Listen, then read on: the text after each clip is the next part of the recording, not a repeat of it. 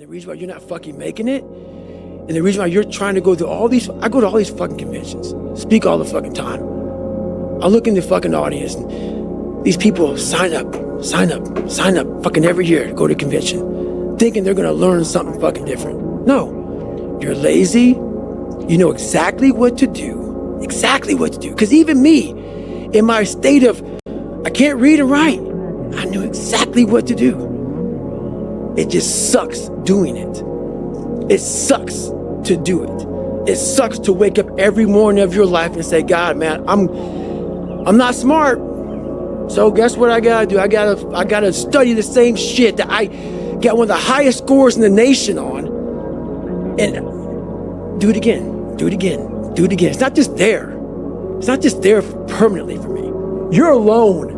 You're alone. You may have a shrink you're going to, you may have a best friend you're going to, but there's 24 hours in the day where you're alone in this brain, and your brain is talking to you in all kind of ways, and it wants to control you and pull you in these different pockets. If you can't control your own brain and your brain controls you, you're fucked. You got to tell your brain where you want to go and how you want to go and how you want to get there. You got to control it.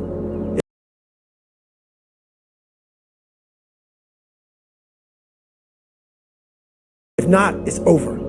But you're also the scientist. You create your own self. Most people are missing something because there's so much trapped in there. I don't even want to say potential. I think that's a word used out too much too. There's so much in you that God or wherever the hell you believe in, or if you're an atheist, in you that you have not unlocked. That you walk around with this gorgeous wife or great husband and all this money, you're like, God, I feel like I'm missing something. Yeah, because it's about 75% of you is still fucking in there. Still chained up. Because you just didn't want to find your willpower. Didn't want to find your soul, your will, your heart, your determination, your guts, your courage. Because I'm looking for that person like me. I sat down at the table and I said to myself, what are you willing to give up?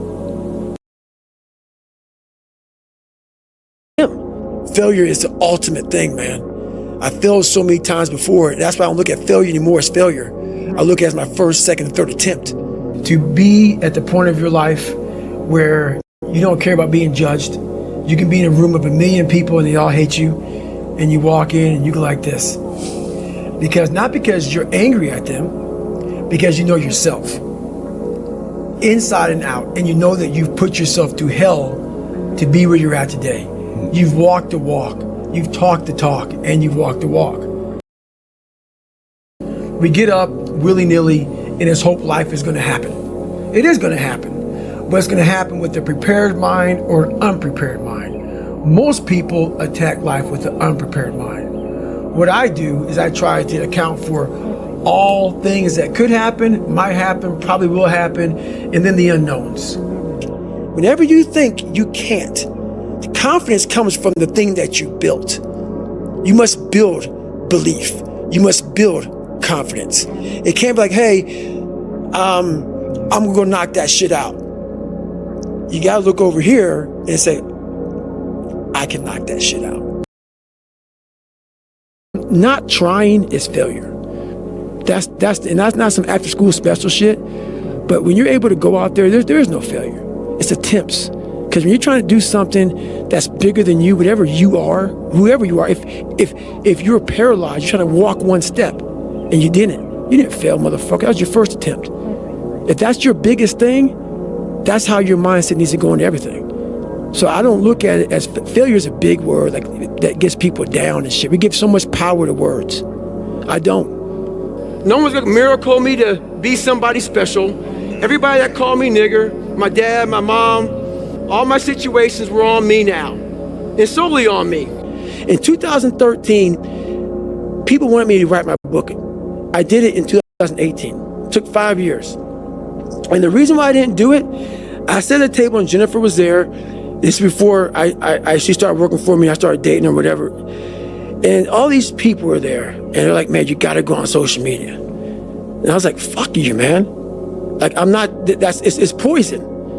It's poison because I knew what I did to get where I am, And I'm gonna have these people, these normal, everyday people, fat, lazy, is exactly who I was, judging me.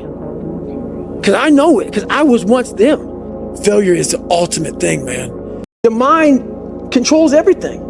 So what I realized was that when I was growing up and I was 300 pounds and I got all fat and I got all insecure, I realized that my mind kept taking me in this direction. When things got uncomfortable for me, when I was facing my insecurities, when I was facing my fears, my mind said, oh no, we have the tactical advantage.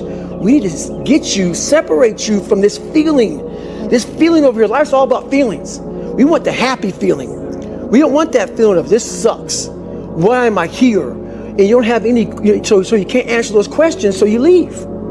I started realizing that if in that moment you can answer those fucked up questions and you are now in charge of your brain versus your brain ruling you, that's where all that stuff comes from. So the 40% rule is all of that. You get to 40%, your brain says, we're done. Let's roll, man. This is starting to get painful. This is uncomfortable.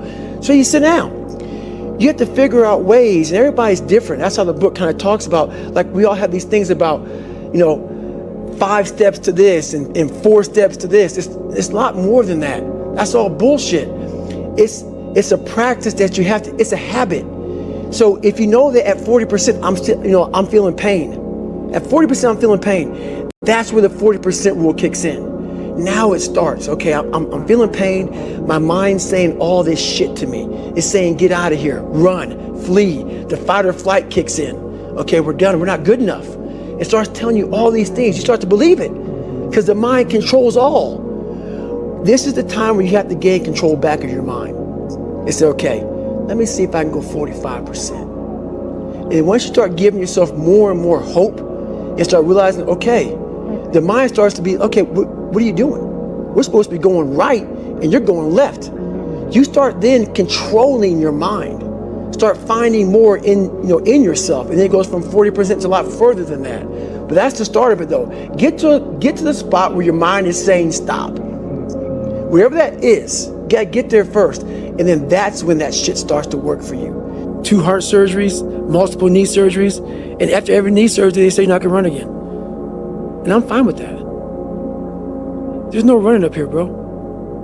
None. This was what it was all about. That's what they lost. What if you can't run? Give a fuck. It was never about running. Why do you think I run? It's the worst thing. I hate doing it more than anything. Hence the willpower. Right.